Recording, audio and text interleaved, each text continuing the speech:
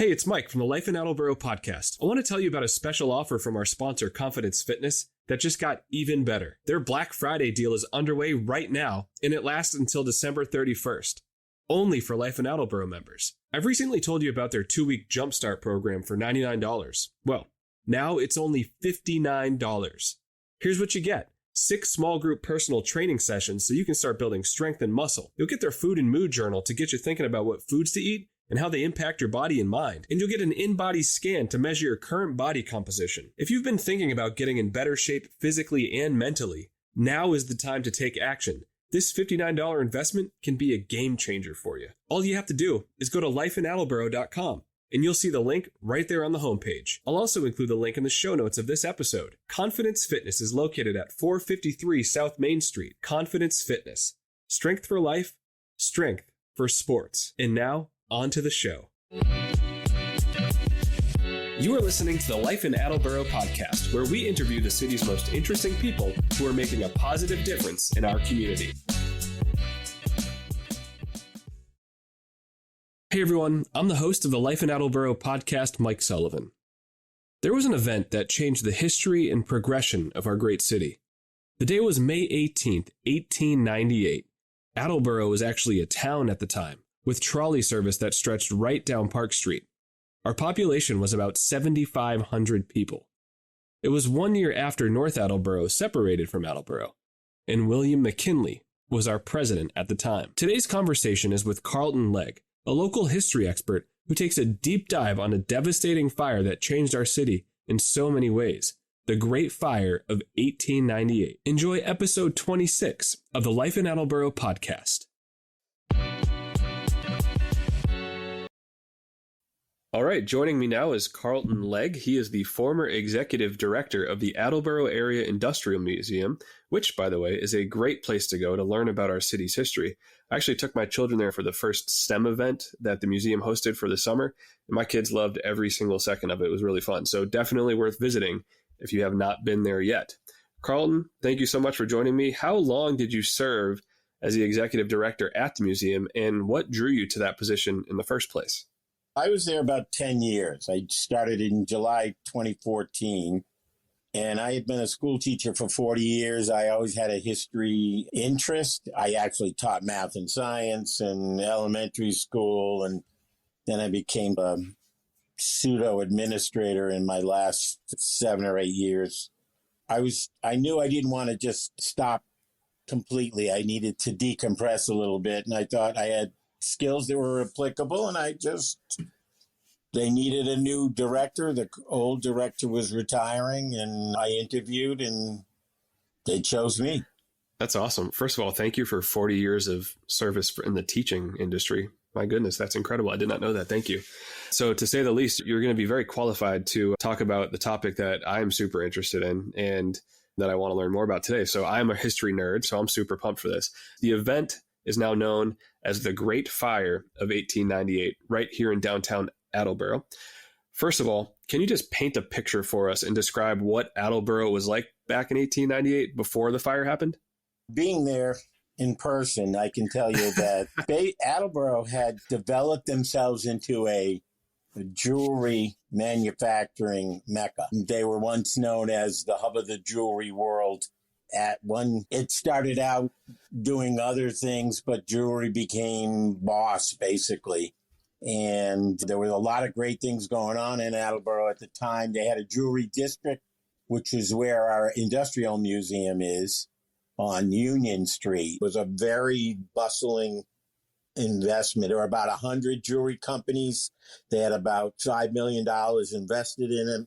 And it was a booming town. Attleboro I think the population had dropped from when they were combined with North Attleboro, and then they were beginning to increase. I think another great fact was that they were, in 1895, there were almost 9,000 people there, and then it dropped back to 7,500 people in 1898. Gotcha. By 1905, they were up to 12,000 people. Something that could have devastated a community actually did not.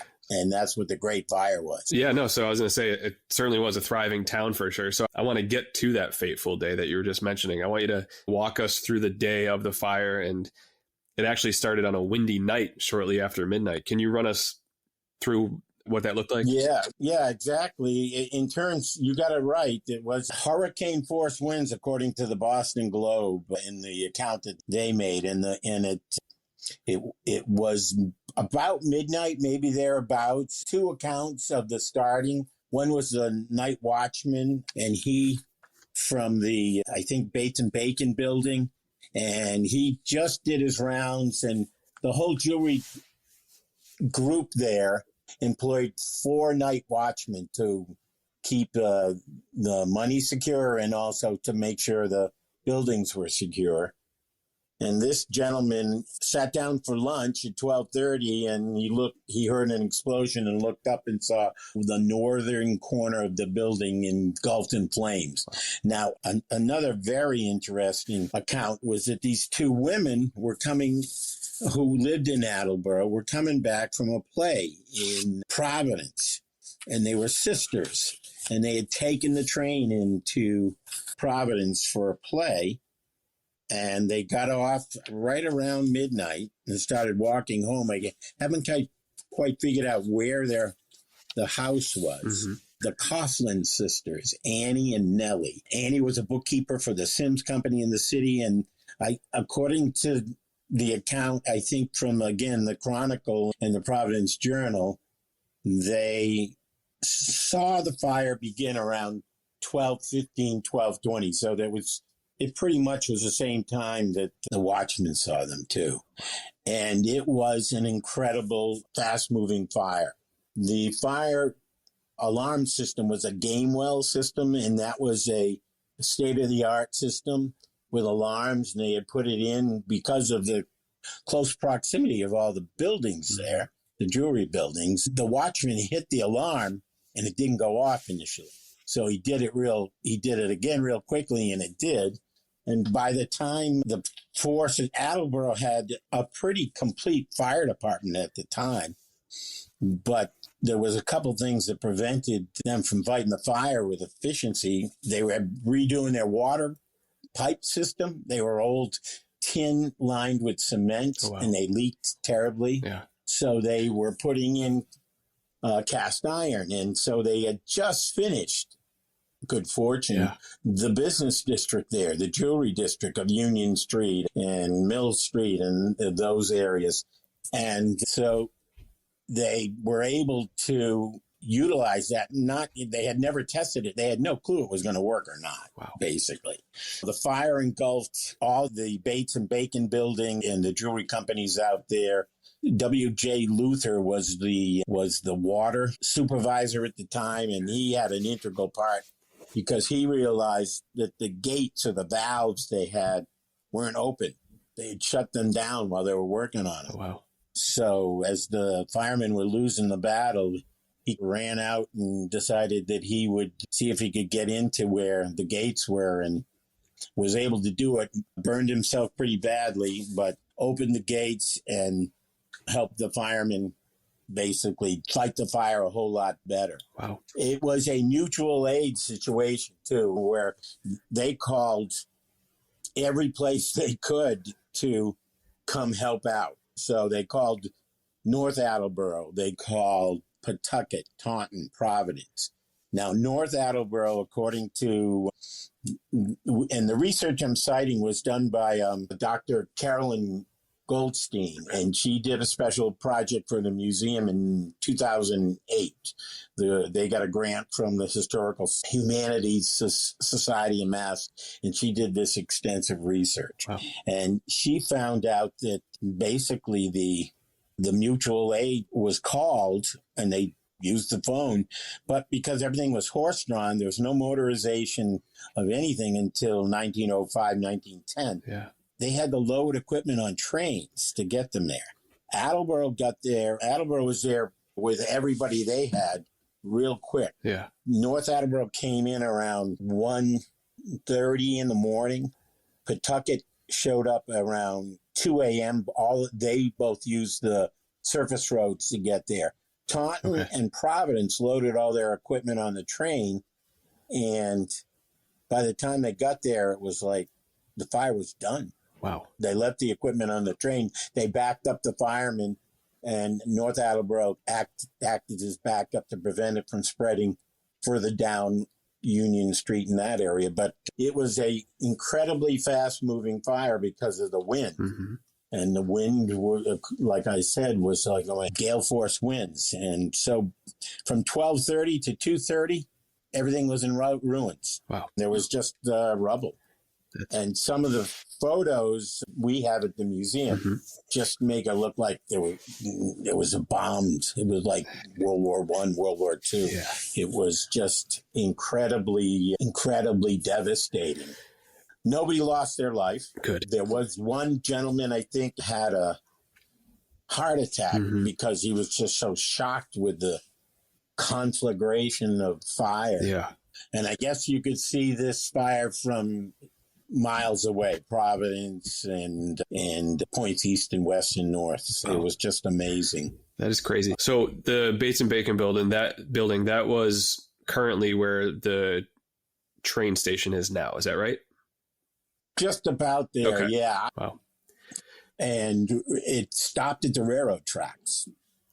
It didn't jump the tracks. It stopped at a street called Maiden Lane, which was separating a couple of the buildings. The Robinson family had a multi-building jewelry manufacturing complex, which is now, I think, the apartments across from the museum. And it was brick.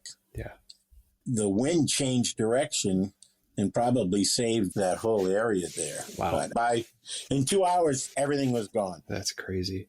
So, can you run through some of the numbers? We talked about 0 lives lost except for the poor soul who had the heart attack. Yeah, I was going to say, how many jobs were lost? Because obviously, interesting, too, because it depends on who you, like in the hometown paper, the Chronicle said about 1,500 jobs were lost. Wow. But what was unique was there was a strike going on in New Bedford and in Fall River. So some of the workers came to Attleboro to work. Okay. So the numbers varied, and I read it in the Sun Chronicle. The manufacturer jewelers, it's a periodical that we have copies of it and have at the museum. Amazing, variation between 2,000 and 3,000 jobs lost, according to the Providence Journal. Wow. The Boston Herald said 5,000 jobs lost. I would say a safe estimate would be probably 2,000 to 2,500. Wow.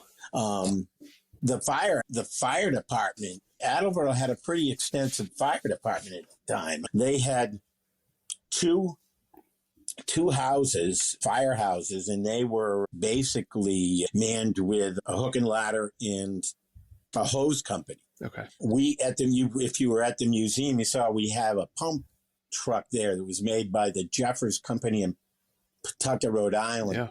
And this used a local water source, and you needed 24 guys, 12 on either side, to prime the pump and use it to fight the fire.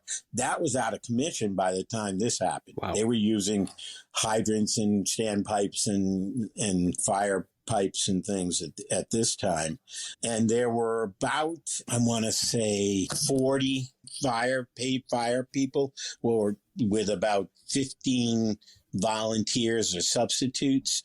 They had a station that burned in the fire.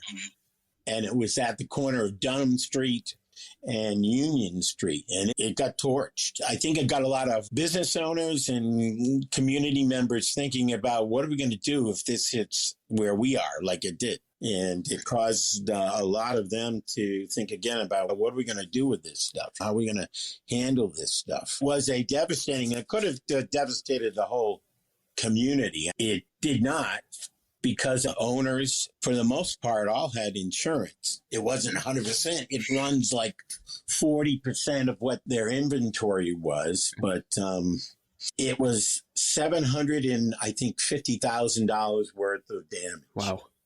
Do you know what that would be in today's money? 20 or 30 million, I think. Holy cow.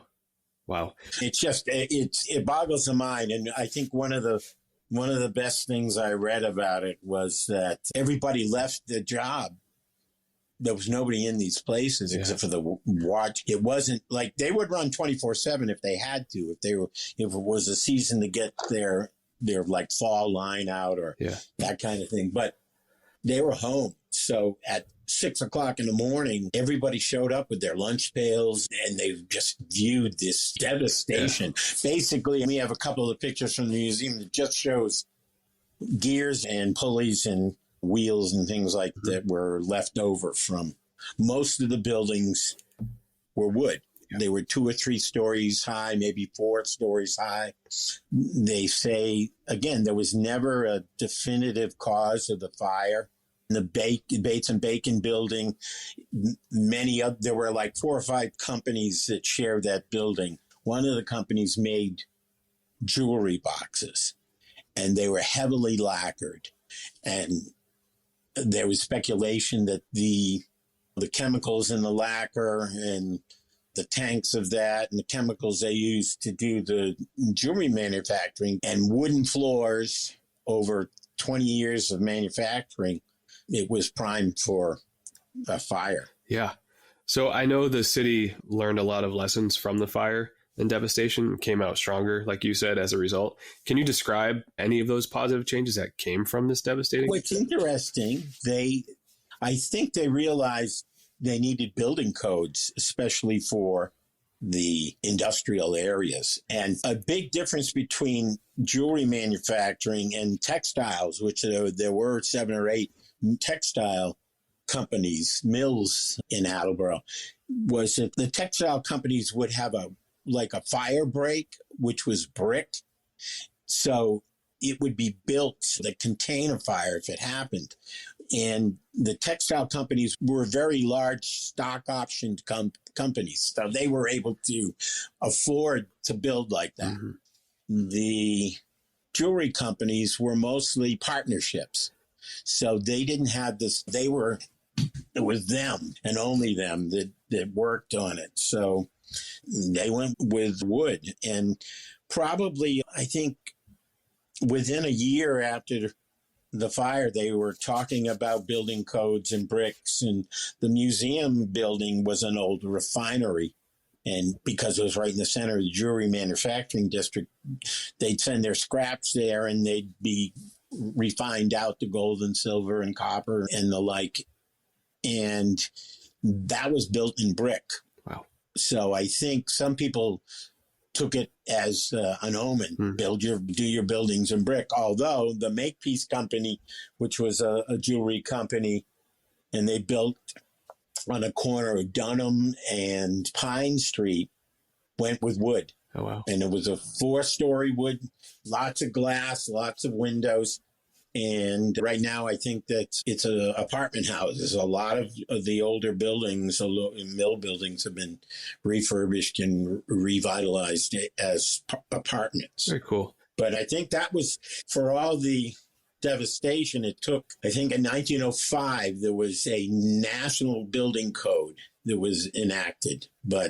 And then it filtered down into the communities. But basically, it was just like, it was in their eyes, but it wasn't to the point where they were everybody was building with brick, and brick was very expensive compared to the wood. Most of the owners had insurance.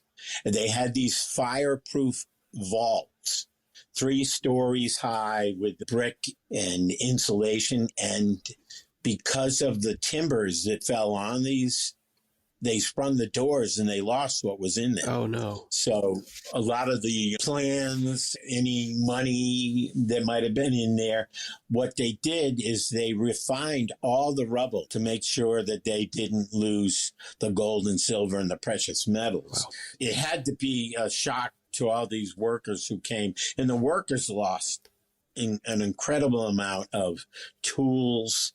They lost clothing. They would say they were going to move their toolboxes. A total of 19 jewelry shops were burnt out, wow. But 18 of them within a month found places to produce their jewelry with the existing space that was in Attleboro. So they took spaces in other mills and other buildings, and that's where the city pulled together in a really remarkable kind of way. No proprietary thing, like you can't have your stuff in my building. They said, sure, get in here and we'll work it. And they did not miss like their spring line of jewelry or their fall line of jewelry. It was incredible how they just rose to the occasion. We had a visitor to the museum whose great-grandfather lived on Park Street in a brand new house, and he was close enough that he saw everything. And he said it was just something you only see once in 100 years. Yeah. Pretty interesting, but if you're ever interested in looking at some of it, we have about a 25-page or 30-page file on that at the museum. Some of it's been digitized. Incredible pictures. Yeah. I'd say we've got probably a good 20 or 30 pictures, and a lot of them, there are some old collections of those that were passed on to the museum. But I think if there was a hero, probably it was William Luther, who was the water department superintendent, who realized they weren't going to be able to fight the fire with the valves shut. And he went down into the district, found where he knew where the valves were. To his harm and his being burned, he opened them up. Wow. But I bet there were other folks too. From what I guess there were 5 residences that were burned, like tenement houses. There were smaller companies, a marble worker, a carpenter, some other things like that, and the firehouse. So the firehouse was rebuilt where the current fire station is in Attleboro. This is a sampling of what Attleboro can do when presented with that kind of a situation that they pulled together. They were able, the business owners were about making money for themselves, but they also were about perpetuating a strong, healthy economy so they had good workers. It could have been a whole lot worse. So I think it just shows you how people, they work together. Yeah. And I think Attleboro, I would hope Attleboro, I live in Attleboro, I would hope that something like that happened again. We would not forget how we got here. I can tell you, Carleton, I'm starting to realize where it all started, because every single episode